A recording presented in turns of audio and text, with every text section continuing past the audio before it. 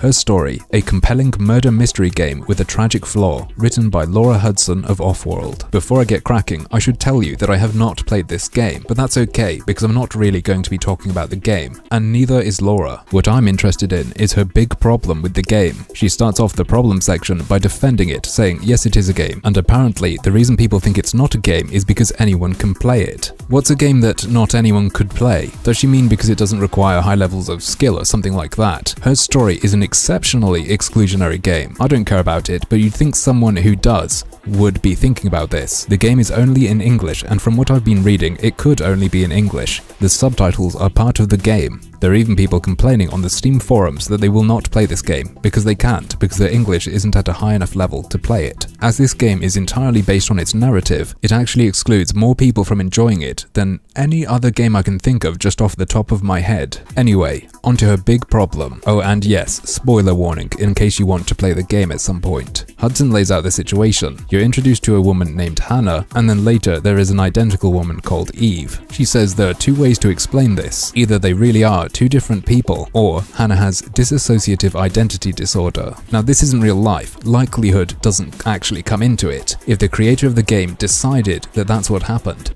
that is what happened. And these aren't necessarily the only two theories you could come up with. Let's look at fantasy game Elder Scrolls V Skyrim. Either you're fighting dragons, or you're looking through the eyes of someone with a disorder that makes them hallucinate. Fighting dragons is unlikely, therefore Skyrim is a game about being insane. In Her Story, in spite of it being based in the real world effectively, it is not fantasy. The disorder, or whatever this woman is like, could just be entirely made up. It could not reflect real life. To her credit, Hudson does tell readers that her view of this game is incredibly heavily colored by having talked to someone with that disorder who believes the game is about that disorder. And you absolutely can do the whole death of the author thing where you ignore intent and just say, this made me think of this, or this makes people think of that. But too often, this kind of critique is not death of the author. It is death sentence of the author, where they remove intent and then take anything they can to interpret it as something damaging and then blame the person for creating it, for causing actual harm. Now I think that's incredibly unfair, because anyone could interpret something any way they wanted. They could have a wild interpretation incidentally. Wouldn't it be absolutely nuts, cruel and unfair to say someone who makes something is responsible for any interpretation of it?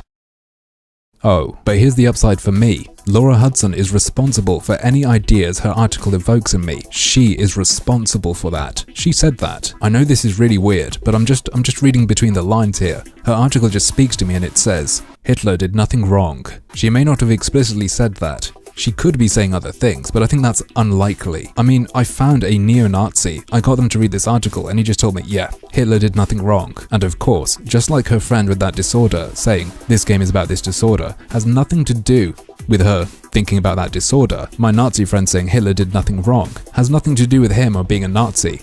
It's about your article and the idea it evokes.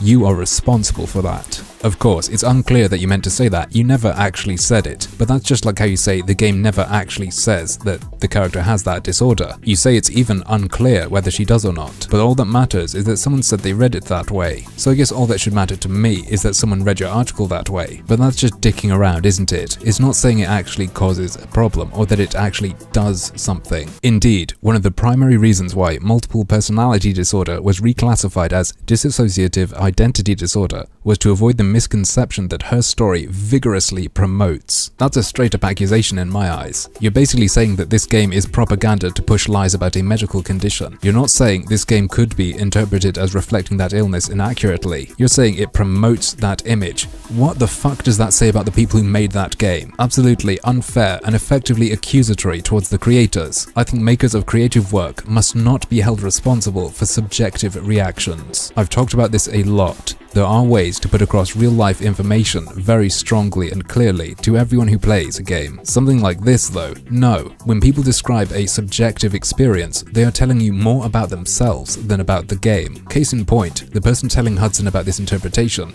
has this disorder. Her interpretation of the game literally told us what disorder she has, while still having to say it is not clear that the character in the game has that disorder. It adds to my idea that the whole point of this criticism is to protect the feelings of individuals. A single person watches something, is upset by it, and so they use their identity and the identities of others as if they were some big force to say, you are attacking this group. just to benefit their own hurt feelings. Ultimately, and ironically, exploiting those in that group. Again, there is something I must say. I know for a fact that Courtney Stanton did say to Laura Hudson, "I only speak for myself." I'm fine with it being public, I just don't want it recorded.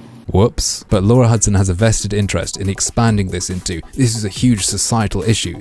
The creators of this game are doing this with their game. So it's a combination of all these things. And I just fucking hate this criticism style. Because it is destructive. And because it can be used against absolutely anything. You can enact change with it. But it is basically blackmail. You're not going to be enacting change because the creator will realize, oh no, our game does that. It's, oh shit, we don't want to be accused of doing that. And you can do that with anything. Like I said, Laura's article gives me the message, Hitler did nothing wrong. Now you might be thinking, well, I get your point, but you obviously didn't think that as a result of reading her article. I read her article, and now I've thought that. So, actually, she did make me think that. And she's responsible for it, remember? Would it be fair of me to pin that on her as her responsibility for vigorously promoting the idea that Hitler did nothing wrong to the public? No, that would make me into both a giant cunt and an enemy of free speech. Remember, she already said that the game didn't give her that message.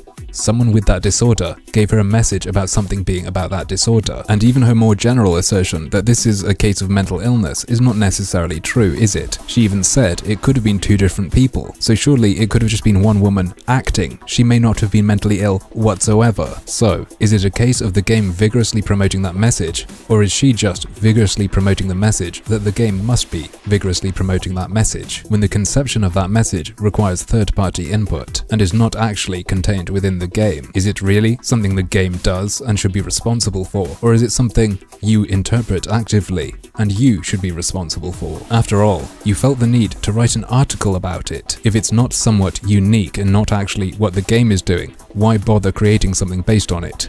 If it is unique to you, then surely it is not actually vigorously promoting that message. And yeah, I think it's fine to write about stuff like this. I think it's fine to write anything. I'm not saying someone should be stopped, but I think some critics should think twice about their accusatory style, because, at its core, the argument is, her story misrepresents this disorder by not saying the character has this disorder, and not showing that she has this disorder, because the symptoms don't actually reflect it. What a pile of wank. But, as usual, that's just another one of my harmful opinions. I don't know, because I actually have the mental illness that she is portrayed as having, and it's wrong. Criticisms of